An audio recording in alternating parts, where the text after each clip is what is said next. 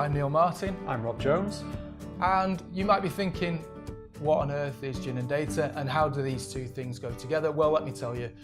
We started off by wanting to bring you all the latest trends and technology in the data industry, and then we found that we had a resident gin expert in Rob Jones, and thought, actually, what better excuse to have a drink and talk about data? So here we are.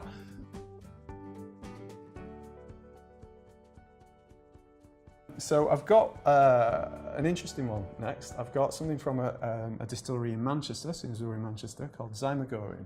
Okay. First question is, spell it. Oh, no chance.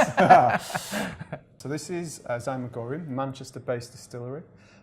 You probably know them better from their Sweet Violet gin liqueur, which is just probably the biggest selling independent gin in the UK at the moment. I mean, it's been ridiculous. But they produce a whole range of gins, and they really know their stuff. They really know what they're doing. So Zymagorium, interestingly, they have a bee as a logo because the worker bee is the symbol of Manchester. Yep. And their original gin uses a mead-based spirit instead of a corn-based spirit, right. just to kind of represent the bee. Pretty cool, yeah. Nice. Yeah. So this one is from the World Tour. It's Mandarin Dynasty, and it's Oriental. So the idea is that it's a balance between sweet and sour. Yeah. So there's lots of fennel and cardamom and a little bit of star anise in there, and cinnamon as well. But it's balanced off with really sweet mandarins, so that kind of orange taste. So it's very nice. different. So Can I try it? Absolutely, Yeah.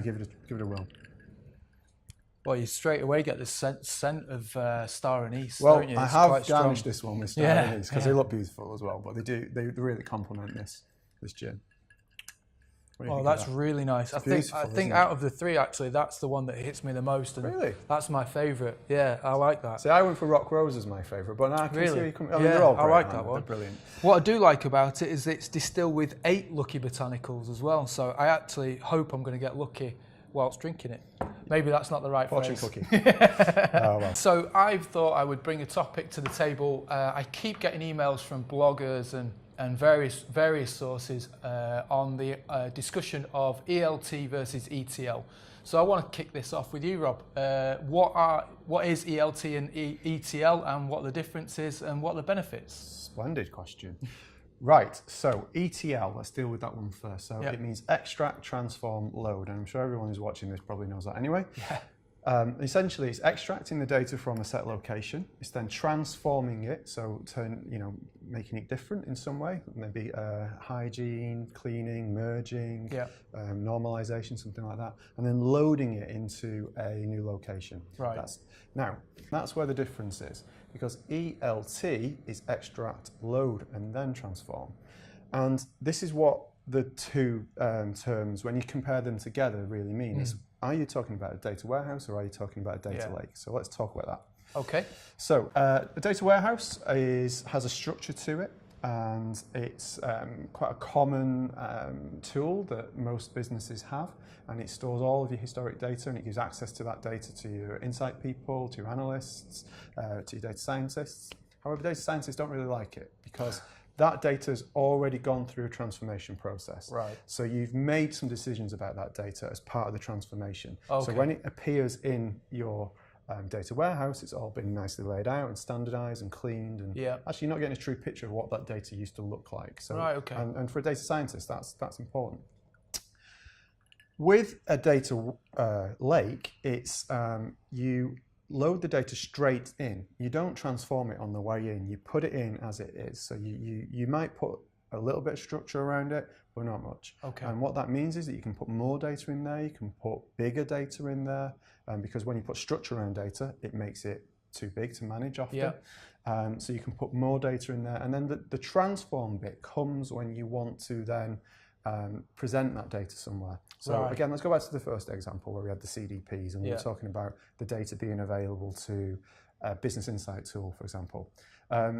That's the presentation layer. That's the data mart, or there's lots of other terms for this, the view, whatever you want to call it. Yeah. And you do the transformation there. And the benefit of this is, well, first of all, if you want real-time data, the only way to do it is ELT. Yeah. Okay, you can't do it through ETL. The transforming takes too long. Right. Okay. So you end up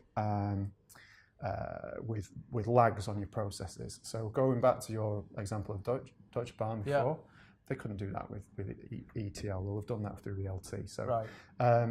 the second thing is, if you do ELT, Yeah.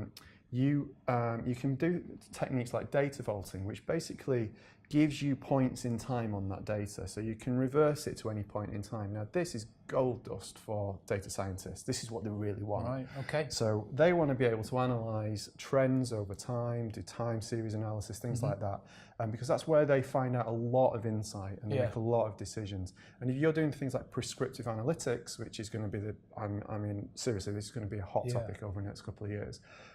You need access at that granular level to the data. Well, so if I get this right, ELT and the decisions around ELT versus ETL, there's batch versus real time. How do you want that data? Obviously, data volatility comes into that as well. How quickly is that data going to change? And then the structure you've got at the other side.